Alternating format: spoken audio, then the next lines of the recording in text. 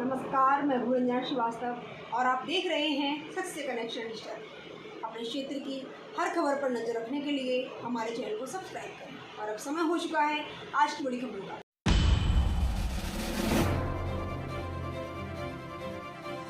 भाजपा नेता की गिरफ्तारी के लिए अनंत के परिजनों ने एडीजी से लगाई गुहार।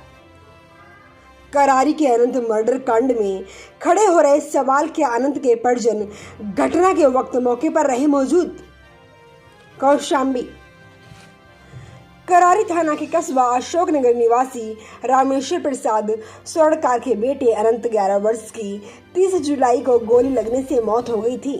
दो बच्चों के खेल में रिवॉल्वर छीना झपटी में अनंत को गोली लग गई और उसकी मौत हो गई। अनंत की मौत के बाद उसके परिजन इस तरह से बयानबाजी कर रहे हैं जैसे वह घटना के वक्त घटना स्थल पर मौजूद रहे। बताया जाता है कि गोली भाजपा के जिला महामंत्री संजय जायसवाल के पिस्टल से उनके घर पर चली थी, लेकिन घटना के वक्त घटना स्थल पर भाजपा नेता और उनके परिजन मौजूद नहीं थे, वरना इस तरह का हादसा न होता। बताया जा रहा है कि भाजपा नेता का बेटा वेदांत और अनंत भाजपा नेता के घर में खेल रहे थे। पिस्टल हाथ लगने पर दोनों चोर सिपाही का खेल खेलने लगे। इसी दौरान पिस्टल की छीना झपटी में अचानक गोली चली थी, जिससे बालक अनंत की मौत हो गई। हालांकि रामेश्वर प्रसाद स्वर्णकार ने घटना के दूसरे दिन भाजपा नेता संजय जायसवाल, उनके बेटे वेदांत संजय की भाभी और भतीजे के खिलाफ हत्या का केस दर्ज कराया था। केस दर्ज होने के बाद पुलिस ने मामले की जांच शुरू की।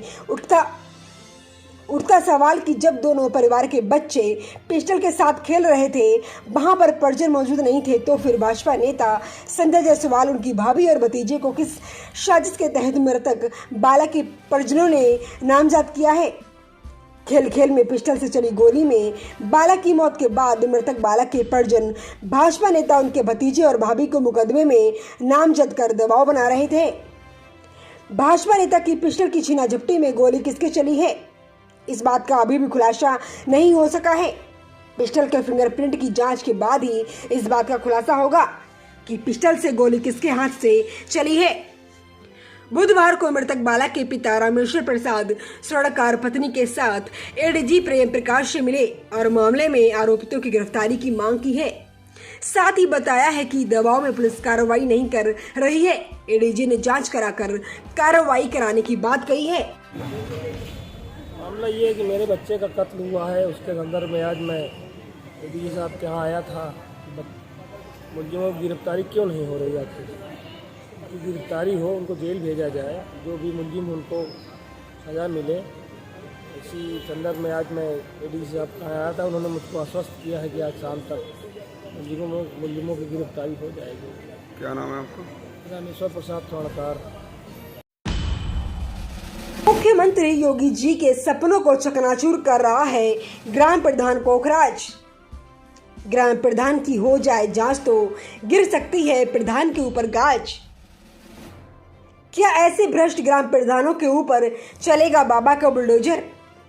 कौशाम्बी उत्तर प्रदेश के मुख्यमंत्री योगी आदित्यनाथ भले ही भ्रष्टाचार के खिलाफ कितने भी अभियान चला लें, लेकिन कुछ अधिकारी और ग्राम प्रधान लोगों के साथ साथ सरकार को भी लूटने का बाखूबी काम कर रहे हैं। ऐसा ही एक मामला चर्चा का विषय बना हुआ है, जहां सिराती ब्लॉक के कोखराज ग्राम सभा के मजरा लौटपुर में प्रधान प्रतिनिधि के ऊपर लोग आरोप लगा रहे हैं। यह हकीकत है, यह एक जांच का विषय बना हुआ है।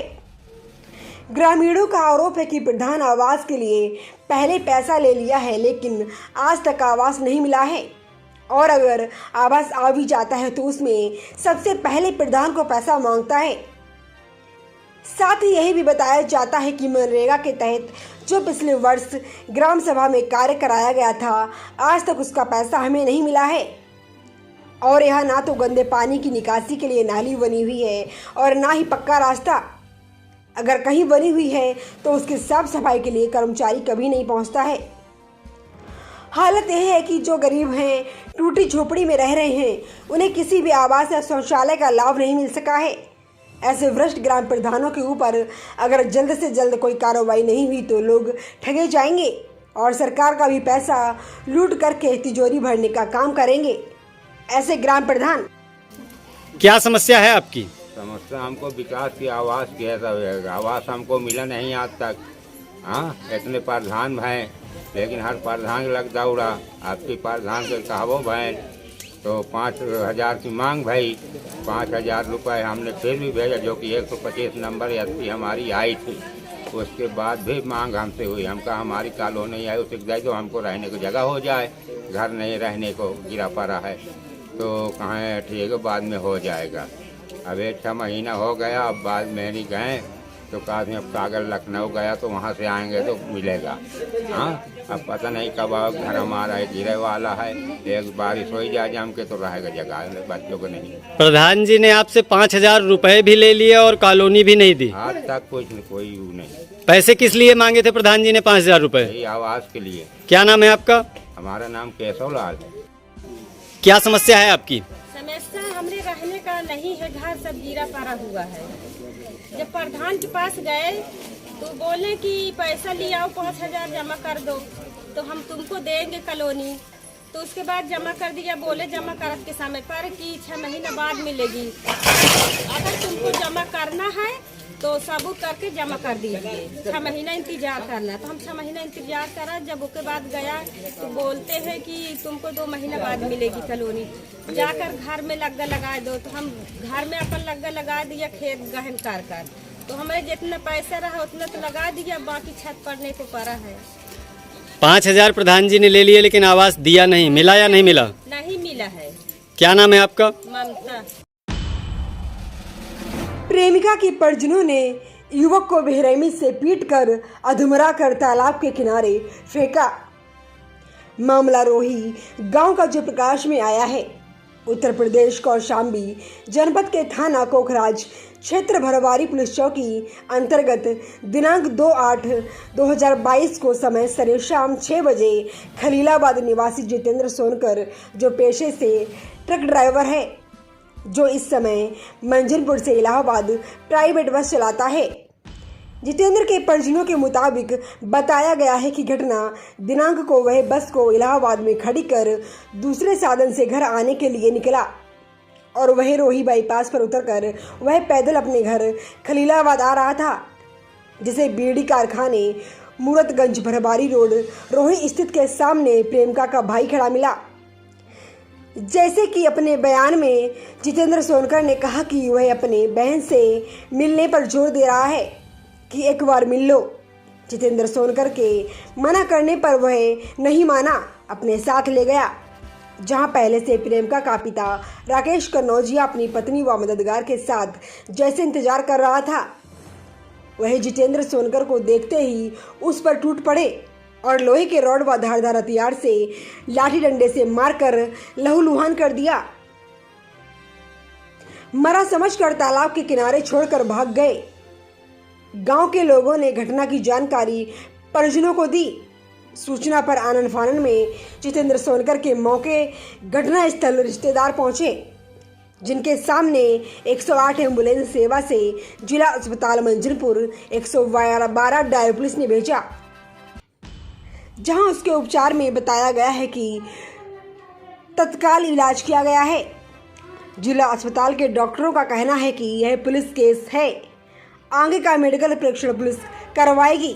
लेकिन भरवारी पुलिस चौकी प्रभारी अभिलाष तिवारी के पास घायल जितेंद्र सोनकर की बूढ़ी मां ने लिखित तहरीर दी है, लेकिन पुलिस ने मेडिकल परीक्षण क्यों नहीं करवा रही है, यह तो पुलिस पर सवाल खड़े हो रहे हैं। यही भी बताया जा रहा है कि लड़की के भगा ले जाने के चक्कर में जितेंद्र सोनकर को पुलिस जेल भेज चुकी है। अंतर्राष्ट्रीय मीडिया महासंघ पूर्वी उत्तर प्रदेश अध्यक्ष NAC news channel bureau chief Kaushambi Rajesh Kumar Shrivastava की रिपोर्ट।